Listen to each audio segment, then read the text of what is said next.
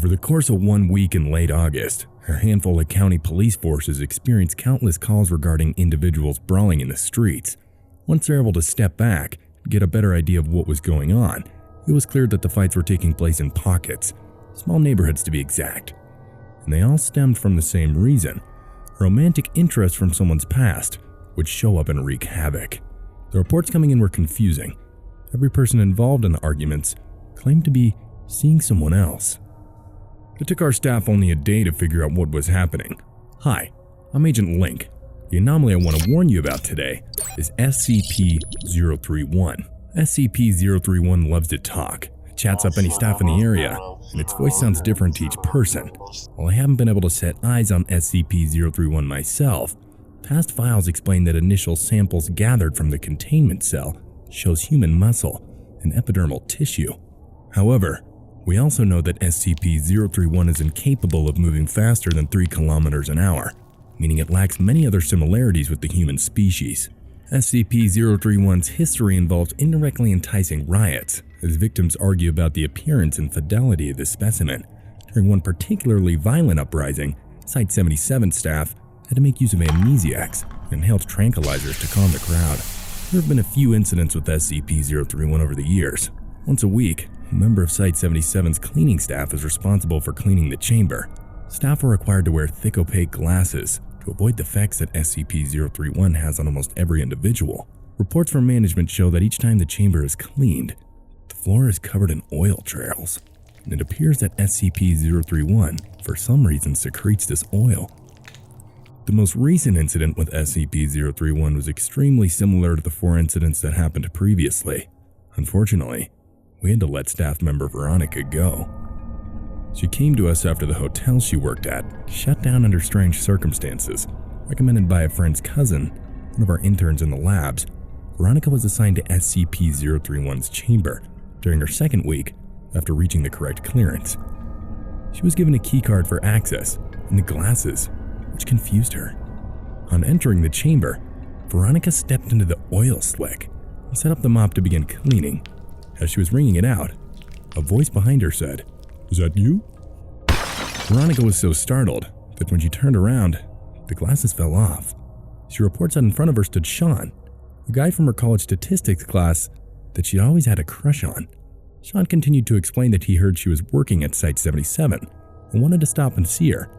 He told her that the lease on his apartment was up, and he was looking for somewhere to stay.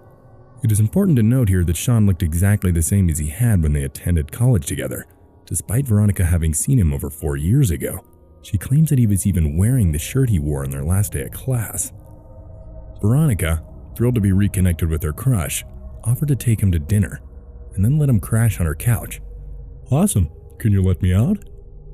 Without even thinking twice, Veronica typed in the code and used her keycard to open the containment doors for Sean. They made plans to meet up after a shift, and he walked out towards the exit. Veronica was so delirious with happiness that she didn't notice the oil slick he left as he went. She returned to clean the chamber and was distraught later that night when Sean didn't show up to meet her. This is a classic case of how SCP-031 blinds its victims with love or lust. In all previously reported incidents, both at Site-77 and prior to SCP-031's capture, each individual stated that they were contracted by a previous romantic interest. For example, an ex-boyfriend or longtime crush who told them that they didn't have anywhere to stay. SCP-031 offers various explanations for each situation. A lease is up, they had a medical emergency and couldn't pay their bills, etc. The victim offers SCP-031 refuge. It should be noted here that the effects of SCP-031 are similar to those of SCP-1937, which inspires love in individuals who have been infected with SCP-1937-A. SCP-1937-A can be contracted when the individual spends more than 30 minutes within SCP-1937. Unfortunately, SCP-031 does not have as much of a positive effect on people as SCP-1937 has been reported to. If we've learned anything about SCP-031 over the years, it's that this creature is an opportunist. SCP-031 doesn't stop when it takes advantage of one person. Instead, it shops around, usually in the same neighborhood, for better accommodations. If SCP-031 is able to find a house it likes better, especially one with a hot tub, which is often gunked up by its oil secretions, It will move from one home to the other, leaving its previous victim devastated. In previous situations, victims have been offered support services by the Site-77 staff to recuperate their lifestyle, financial stability, and emotional stability after their experience. When Veronica released SCP-031 the last time, it managed to get 2 towns over, despite how slowly the creature moves. Over the course of one Thursday, a local police station was fully staffed due to excessive calls reporting domestic violence and kidnapping. The town in which this took place was small, and the officers were not used to dealing with this volume of work. Therefore, none of the calls were discussed until later in the day. During that time, an officer named Terrence Thacker, only 2 years away from retirement, was called out to Chestnut Street to break up a fight. Upon arrival, Terrence found a group of neighbors watching 2 women brawl. He stepped in to break up the fight and asked what the cause was. The first woman stated that she had seen her ex-husband, who had just recently returned and asked to start up a relationship again, sneak into her neighbor's yard. The neighbor argued that she had never seen this ex-husband and was instead spending the day with her high school boyfriend, who had appeared that morning, asking if they could reconnect. Both women had agreed to let their love interest stay for an undetermined amount of time. Officer Terrence found the whole situation confusing. There was a noticeable age gap between the women, and they had both described very different men, but the older of these 2 was convinced she had seen her ex-husband enter the other woman's house. As he listened to them rant, Terrence was distracted by a huge oil slick that seemed to wind down the street and up various driveways. Terrence wandered off to ask a few questions about the oil slick. It was too wide to have come from any car. Any car leaking that much oil would be sitting in the middle of the street, but no one could explain where it had come from. As he spoke with various neighbors, he came across another small group of women talking excitedly. Before he was able to interrupt, he overheard one of the women explaining that her husband, who she was in the process of divorcing, had shown up at the house that morning asking for forgiveness. She had let him in, and he was currently taking a nap, but the kid seemed scared of him. My oldest teenager keeps saying he looks like a weird little alien, but I told her, that's rude. You know how teenagers are. Terrence was now completely confused. He went back to his patrol car to call for backup and checked back in with the women who had been fighting. They were arguing again, pointing to another neighbor's yard. "What's going on?" The older woman explained that she had just seen her ex-husband go into the yard, but the younger woman interrupted and insisted that it was Jared, her ex. Terrence sighed and told him that he would try to apprehend whoever it was to get an explanation. He started off for the neighbor's yard, knees aching. He went around to the back, but instead of finding a man, he found his high school girlfriend, Suzanne.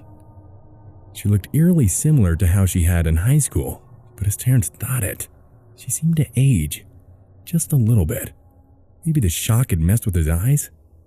Terrence, I've been looking for you. Suzanne was excited to see him and explained that she was looking to buy a house in the area, but needed somewhere to stay while she shopped around, completely forgetting about the wife and kids he had at home. Terrence offered her his spare bedroom. That'd be amazing. It would be pertinent to point out at this point to certain asexual individuals who have no romantic interests, SCP-031 tends to appear as a humanoid figure, often obscured by dark smoke. It is a very off-putting experience for those individuals, and it sounds as if the teenager in this report may have experienced it herself. The backup that Officer Terrence requested showed up shortly after and didn't know what to make of the situation. By then, SCP-031 had moved on to a different neighborhood that it seems to have preferred, and it stayed for a few days before we were able to contain it. The oil trail left by SCP-031 is extremely helpful in hunting this specimen down. Unfortunately, it has escaped more than we would like to admit. When we finally found SCP-031, Officer Terrence was devastated that his high school sweetheart Suzanne had left him. His wife was understandably very upset. Site-77 also deployed our own cleanup staff to take care of the house that SCP-031 was ultimately found in. Unfortunately, it seems that SCP-031 was so happy with these accommodations that the normal level of oil secretion was upped quite a bit. It took a lot of elbow grease to get that house clean again. Wherever you are, be careful out there. The best thing you can do is continue to explore the archives of the SCP Foundation's classified reports, and be sure to like, subscribe, and ring the notification bell below so we can further discuss other anomalies. Once again, this is Agent Link, signing off.